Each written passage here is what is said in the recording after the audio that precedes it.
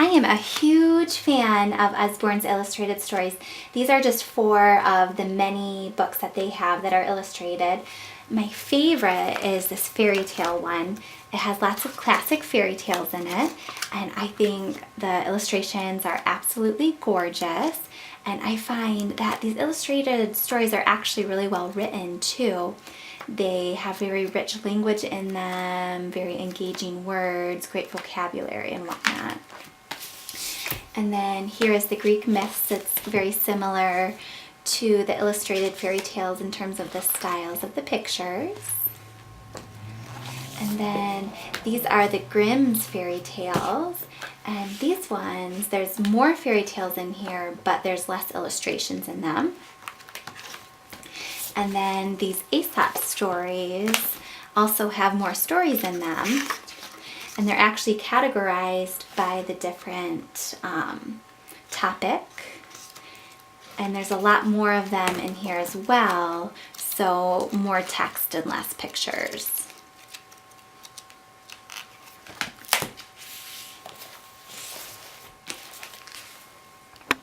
This is called Secrets of the Seashore. There's a similar one called Secrets of the Apple Tree, and this tells all about some of the things that you can find along the seashore.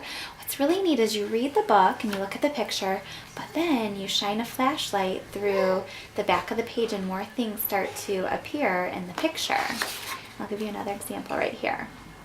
So this is a very fun book and educational as well. Here's the Big Book of Big Machines, and this is one of many big books that Usborne has. And just like all the others, it has nice, thick, sturdy pages and really good pockets of information that teach you about these big machines. It goes through farm machines, and it has very large fold-out pages, so the farm machines turn into really big farm machines. And flying machines.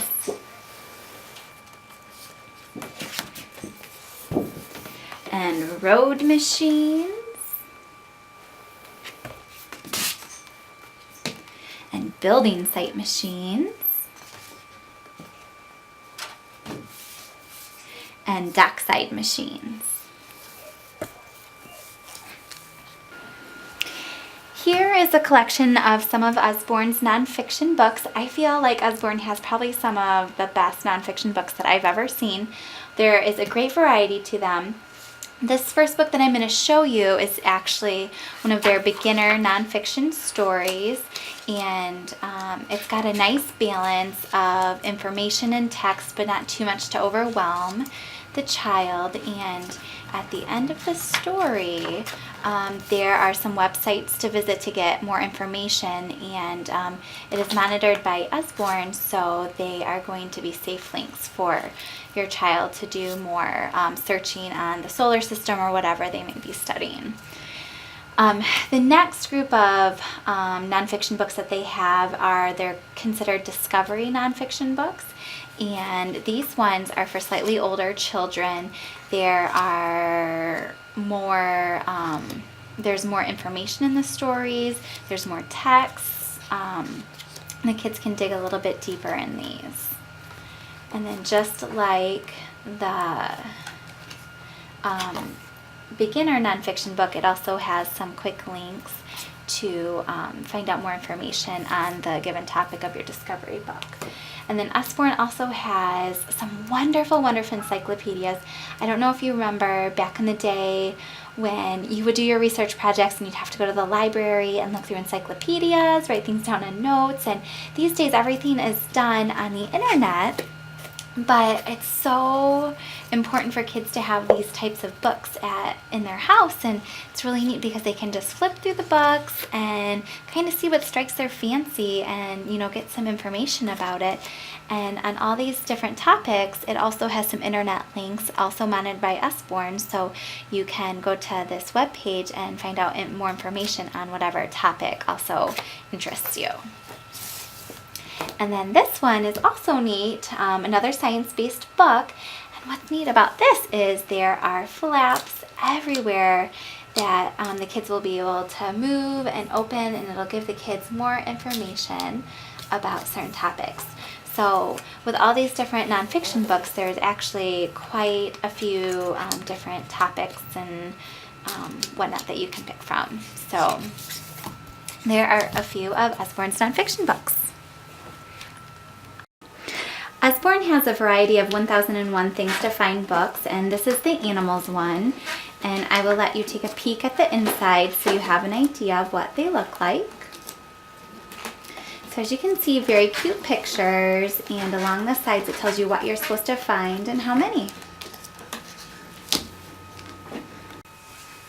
Here's an example of a look inside book. This one is about space, and these are really sturdy books, cardboard pages.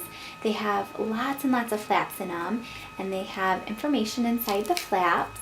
And as you can see, there's lots and lots of different flaps throughout the book.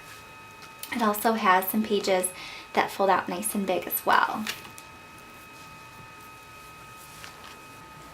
This is called the Little Children's Music Book, and my 2-year-old really loves this one.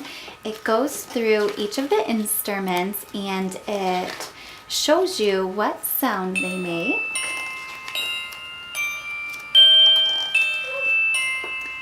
And at the end of the story, they put all the different instruments together and they make a concert with all their different parts.